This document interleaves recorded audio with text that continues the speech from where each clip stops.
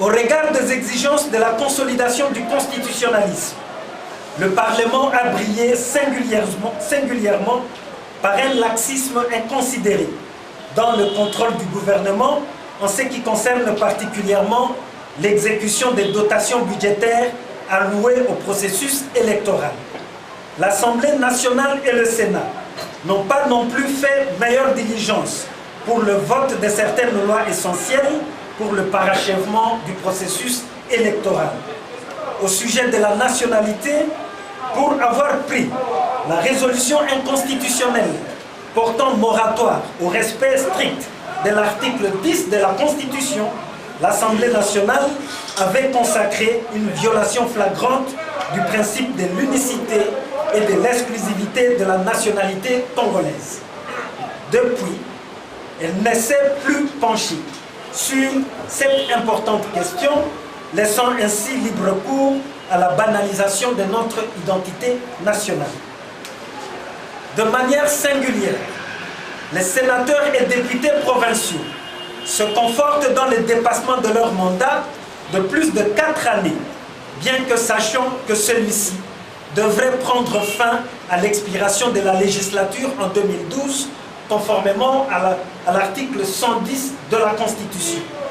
En tout état de cause, la responsabilité du Parlement est engagée par la méprise des principes fondamentaux du constitutionnalisme, en ce sens qu'il n'a pas permis un exercice démocratique effectif, notamment de la séparation nette des pouvoirs, de la promotion de l'état de droit, de la promotion des droits humains et de la consolidation de l'alternance démocratique. Le confort complaisant des sénateurs et députés provinciaux dans le dépassement de la durée constitutionnelle de leur mandat est une marque de déloyauté envers la République. Fonctionnement de l'Assemblée nationale pendant la période provisoire. Pour le Front républicain des centristes, à la fin de la législature en cours en février 2017, chaque député national devra opérer individuellement un choix entre 1. Soit démissionner au motif de l'expiration constitutionnelle de la législature, et cela conformément à l'article 110 de la Constitution, et dans ce cas-là, il bénéficiera de l'indemnité de sortie prévue à l'article 109 de la Constitution. Soit continuer à siéger au motif d'attendre l'installation de la nouvelle Assemblée nationale à élire, conformément à l'article 103 de la Constitution. Dans ce cas, le Front républicain des centristes propose que pendant la période provisoire, il ne pourra bénéficier que du quart de ses émoluments mensuels.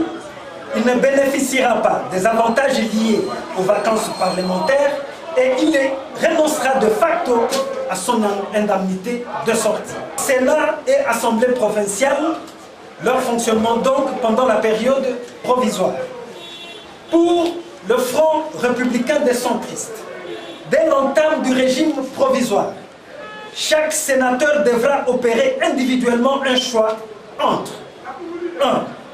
Démissionner pour motif de l'expiration constitutionnelle de la législature, conformément à l'article 110 de celle-ci, de la Constitution donc. Dans ces cas, il bénéficiera de l'indemnité de sortie prévue à l'article 109 de la Constitution.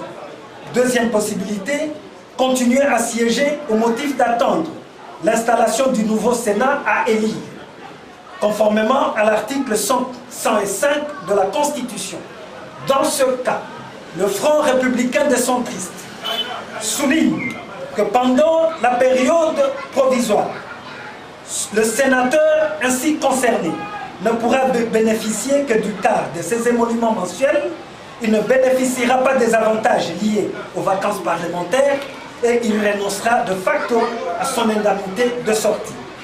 Mutatis mutandis, chaque député provincial devra opérer individuellement un choix comme ci-dessus.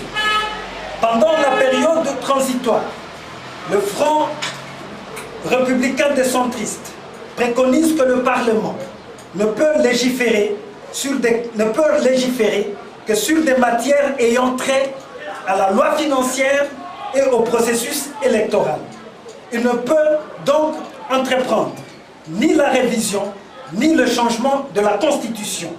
Et ainsi, afin d'éviter l'allongement de la période provisoire, les animateurs des organes du Parlement, entendez bureau et commission ad hoc, restent en place sauf s'ils démissionnent ou sont nommés à des fonctions incompatibles avec leur mandat antérieur.